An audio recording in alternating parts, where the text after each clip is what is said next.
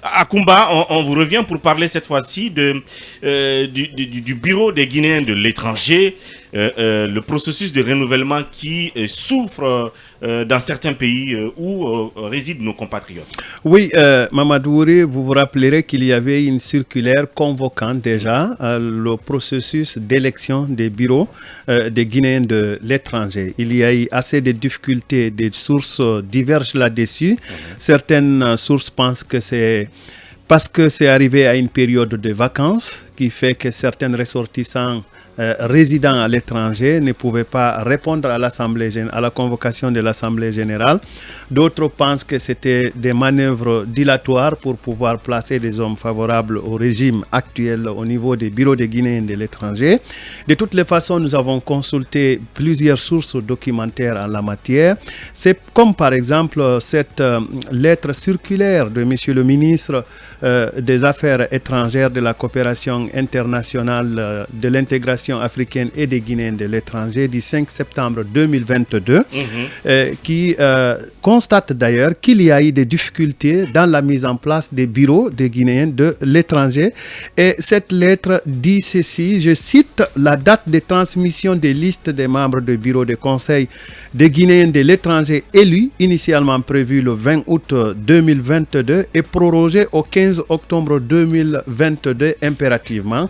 Ça veut dire que cette lettre reconnaît des difficultés sans pour autant dissiper toutes les inquiétudes qu'il y avait. Et la lettre du ministre, donc la lettre circulaire, ajoute cependant: cette prorogation ne concerne que les missions diplomatiques ou consulaires qui rencontrent des difficultés de mobilisation liées aux vacances.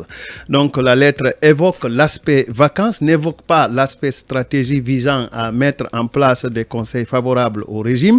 Et d'ailleurs, la lettre ajoute plus loin que l'Assemblée générale élective comprendra l'ensemble des associations légalement établies dans les pays de résidence et enregistrées auprès de la mission diplomatique et consulaire, à l'exception des représentations des partis politiques. Ça veut dire que les Guinéens qui militent dans des partis politiques n'auront pas droit à exprimer ce que la citoyenneté leur offre de premier et de plus prestigieux, c'est-à-dire choisir leurs représentants.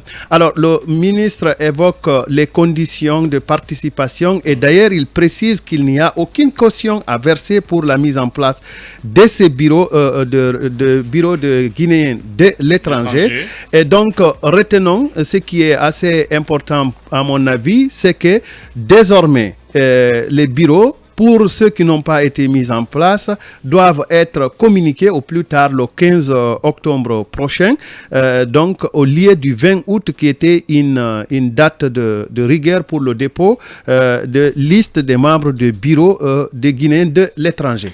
Bien, donc ça veut dire qu'il faut regarder cette affaire de mise en place non seulement ce qu'on appelle le Haut Conseil des Guinéens de l'étranger de chaque pays, mais qui va donc aboutir ou se solder par la mise en place du grand bureau donc des Guinéens de l'étranger. Et d'ailleurs, chaque bureau devra comprendre 21 membres. C'est ce qu'a décidé en tout cas le ministère des Affaires étrangères, 21 membres. Et puis le dépôt de liste des candidatures doit se faire 15 jours avant le vote. Et donc la candidature de chaque association doit être soumise par une lettre adressée à la mission diplomatique ou consulaire. Donc si auparavant, c'était un individu qui s'est présenté. Cette fois-ci, c'est une association qui se présentera candidate pour être membre du bureau des Guinéens de l'étranger des pays concernés. Il faut regarder tout ça de près. Et on se rappelle que ça a suscité beaucoup de problèmes, notamment sous Alpha aussi, la mise en place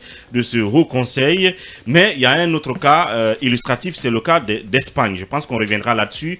Là aussi, il y a du grabuge où on pense que certains sont exclus dans la mise en place du Haut Conseil des Guinéens d'Espagne. Nous reviendrons là-dessus. Il y a des problèmes aussi à Bruxelles et dans les pays du Benelux. Voilà, donc beaucoup de situations comme ça isolées qu'il faut donc rappeler prochainement.